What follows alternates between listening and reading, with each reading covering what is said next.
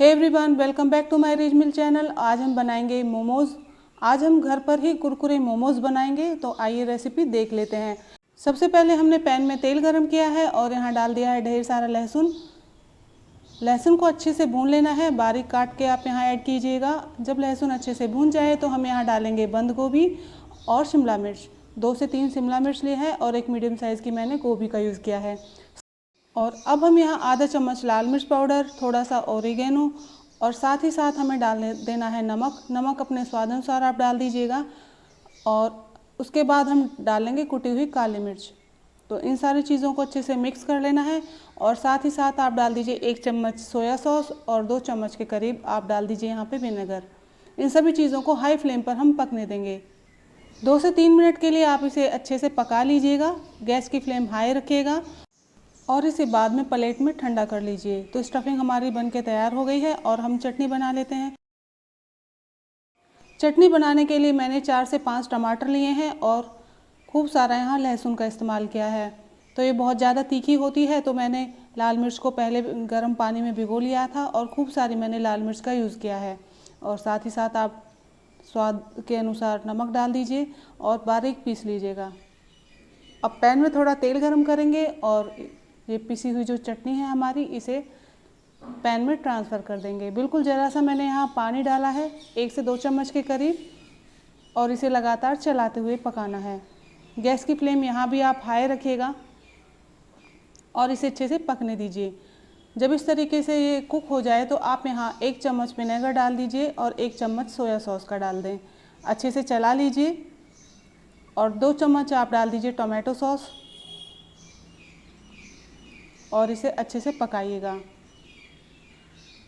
थोड़ी thick consistency होने के बाद हम गैस की फ्लेम को ऑफ़ कर देंगे।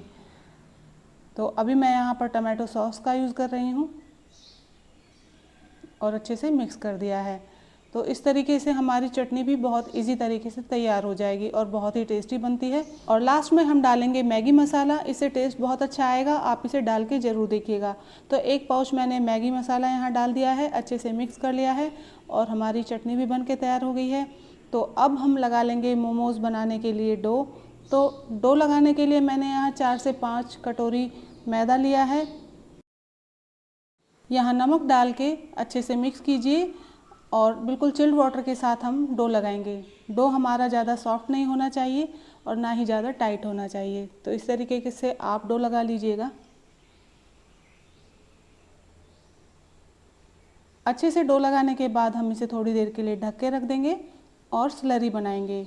क्योंकि हम कुरकुरे मोमो बना रहे हैं तो इसलिए हमें स्लरी की ज़रूरत पड़ेगी। तो 2 कप हमने यहाँ मैदा लिया है और थोड़ा थोड़ा पानी डाल के मिक्स करते जाएंगे। और इस तरीके से आप यहाँ कंसिस्टेंसी देखिए, इस तरीके की हमें स्लरी बना लेनी है। इसमें नमक डाल दीजिए, मिर्च आप डाल दीजिए और काली मिर्च भी ऐड कीजिएगा। तो स्लरी भी तैयार हो गई है। अब मोमोज़ के डो की छोटी छोटी लोइयाँ हमें बनानी है। इस तरीके से आप देखिए,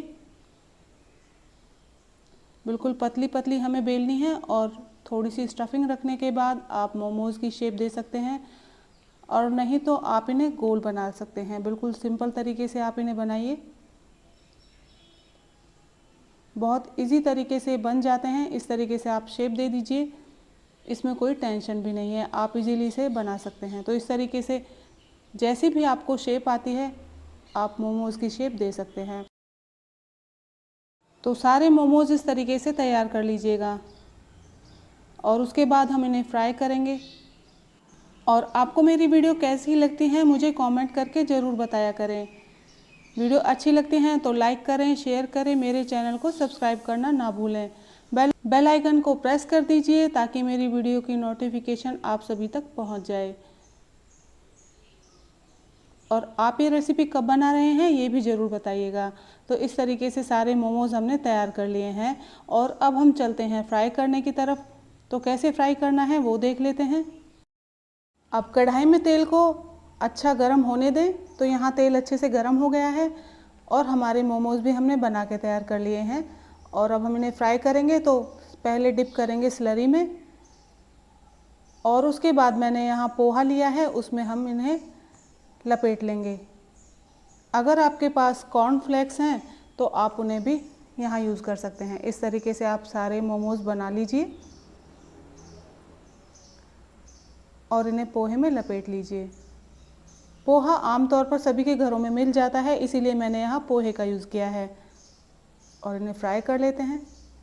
गोल्डन ब्राउन करने के बाद हम इन्हें निकालेंगे। और अब आप यहाँ देख सकते हैं, एक एक करके आप सारे मोमोज़ यहाँ ऐड कर दीजिए, या जितने आपकी कढ़ाई में आ जाएं उस हिसाब से आप डालिएगा। और इन्हें पलट पलट के चारों तरफ से अच्छे से कलर आने तक पका लें। साथ में आप एक छलनी भी रखिएगा, ताकि जो पोहा साइड में आपको नज़र आ रहा है इससे तेल ख़राब ना हो, और जब ये हमारे पोहे अच्छे से फ्राई हो जाएं तो साथ के साथ आप इसे भी हटा दें। तो इस तरीके से कुरकुरे मोमोज़ आप घर में इजीली बना सकते हैं। कॉर्नफ्लेक्स है तो उसका यूज़ कर लीजिए, वरना आप पोहे का इस्तेमाल कीजिए। और हल्का कलर आने के बाद आप इन्हें निकाल लीजिए।